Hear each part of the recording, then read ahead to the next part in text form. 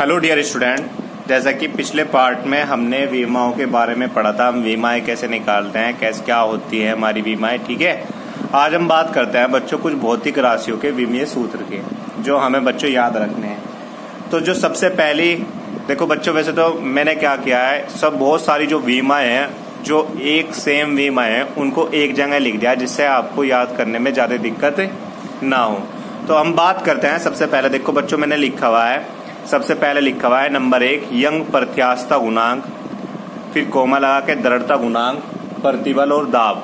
ठीक है बच्चों, मतलब यंग प्रत्यास्थता गुणांक की जो विमा होती है वो बच्चों होती है हमारी ml-1 t-2। अगर कोई दृढ़ता गुणांक की पूछता है तो बच्चों इसकी भी कितनी होती है ml-1 t-2। प्रतिबल की भी हमारी विमा कितनी होगी ml-1 t-2, और दाब की भी विमा कितनी होगी ml-1 t-2। अर्थात बच्चों जितनी भी ये चारों की जो विमाएं हैं मैंने एक ही लाइन में लिख दिया है। यंग प्रत्यास्थता गुणांक, दृढ़ता गुणांक, प्रतिबल और दाब, इन चारों की जो विमाएं होती है बच्चों वो कितनी होती है ml-1 t-2 होती है। और मैंने आपको बताया था विमाएं कैसे लिखते हैं, हम एक ब्रैकेट में करके लिखते हैं।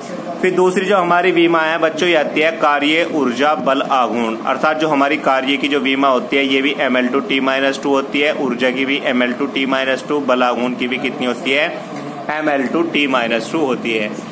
बच्चों ऊर्जा चाहे हमारी कोई सी भी हो, स्थितिज ऊर्जा हो, गतिज ऊर्जा हो, कोई सी भी एनर्जी होगी, वो हमारी इसकी जो विमा होगी ये कितनी होगी बच्चों ml2 t-2 ही होगी।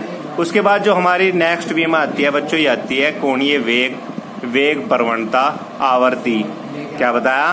कोणीय वेग, वेग प्रवणता, आवर्ती। अर्थात जो हमारी कोणीय वेग की जो विमा है ये बच्चों कितनी है t-1 है। वेग प्रवणता की भी विमा कितनी है t-1 है। आवर्ती की भी विमा कितनी है बच्चों हमारी t-1 है। तो तीनों की जो विमाएं है बच्चों ये कितनी है t-1 है। तो कोणीय वेग की भी t-1, वेग प्रवणता की भी t-1 और आवर्ती की भी हमारी विमा कितनी है बच्चों t-1 है। इसके बाद आप देखते हैं नंबर 4 जो आता है हमारा बोल्ट्जमैन नियतांक। लिखा हुआ है मैंने यहाँ पे गैस नियतांक और उष्मा धारिता।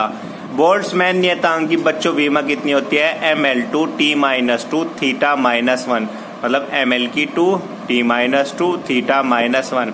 तो इन तीनों की जो विमा होती है बच्चों कितनी होती है ml2 t-2 θ-1। बोल्ट्जमैन नियतांक की कोई आपसे पूछे तो ml2 t-2 θ-1, गैस नियतांक की ml2 t-2 θ-1, उष्माधारिता की भी कितनी होती है बच्चों ml2 t-2 θ-1 होती है। इसके बाद जो बच्चों हमारी नेक्स्ट विमा आती है नंबर 5 आती है कोण और विकृति की। जो कोण है या विकृति है, ठीक है, तो कोण की भी जो हमारी विमा होती है इसकी कोई नहीं होती है, मतलब इसकी कोई विमा नहीं होती। या तो हम इसको L0 लिख सकते हैं बच्चों, या T0, M0 कुछ भी लिख सकते हैं, आपकी मर्जी। अर्थात इसकी कोई बीमा नहीं होती है। तो विकृति भी कोई बीमा नहीं होती और कोण की भी कोई बीमा नहीं होती है। इसके बाद जो हमारा नेक्स्ट आता है बच्चों आता है नंबर 6 आवेग और संवेग। जो आवेग और संवेग की जो बीमा होती है दोनों की बीमा कितनी होती है बच्चों ml-1 होती है। अर्थात आवेग की भी ml-1, संवेग की भी कितनी होती है बच्चों ml-1 होती है। इसके बाद जो नंबर 7 विमा आती है बच्चों आती है त्वरण, गुरुत्वीय त्वरण और गुरुत्वीय क्षेत्र की तीव्रता। तो इन सब की जो तीनों की विमा होती है वो बच्चों हमारी कितनी होती है L2 t-2 होती है। ठीक है बच्चों, तो इन सब की विमा कितनी होती है L2 t-2 होती है। अर्थात त्वरण की भी L2 t-2, गुरुत्वीय त्वरण की भी L-2, गुरुत्वीय क्षेत्र की भी तीव्रता की विमा कितनी होती है बच्चों L-2 होती है। इसके बाद आता है बच्चों नंबर 8 हमारा शक्ति या सामर्थ्य।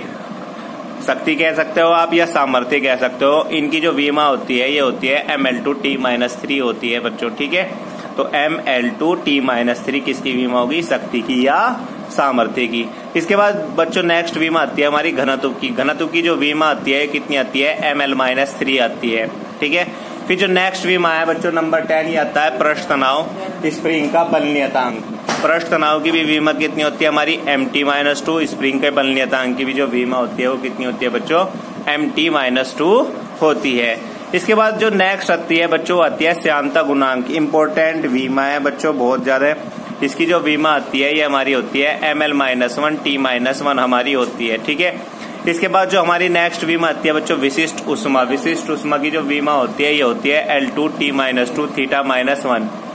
तो विशिष्ट उष्मा की वीमा कितनी होगी L2T-2 θ-1। इसके बाद आता है बच्चों नेक्स्ट नंबर 13 में गुप्त उष्मा लेटेंट हीट। इसकी जो वीमा होती है L2T-2 होती है। गुप्त उष्मा की वीमा कितनी होती है L2T-2। इसके बाद नंबर आते हैं 14 उष्मा चालकता गुणांक। ये भी बच्चों वीमा इंपोर्टेंट है, एग्जाम में बहुत आती है लिखने के लिए कि उष्मा चालकता गुणांक की जो वीमा होती है वो क्या होती है ML-T-3 θ-1 होती है। फिर नेक्स्ट आता है बच्चों प्लांक नियतांक नंबर 15 पे। प्लांक नियतांक की जो वीमा होती है बच्चों हमारी कितनी होती है ML2T-1 होती है।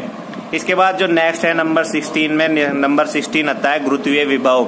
जो गुरुत्वीय विभव की जो वीमा होती है डायमेंशन होती है ये होती है L2T-2। इसी के साथ बच्चों मैं आपको एक वीमा और बता रहा हूँ बल की जो वीमा होती है वो बच्चों होती है ML-T-2।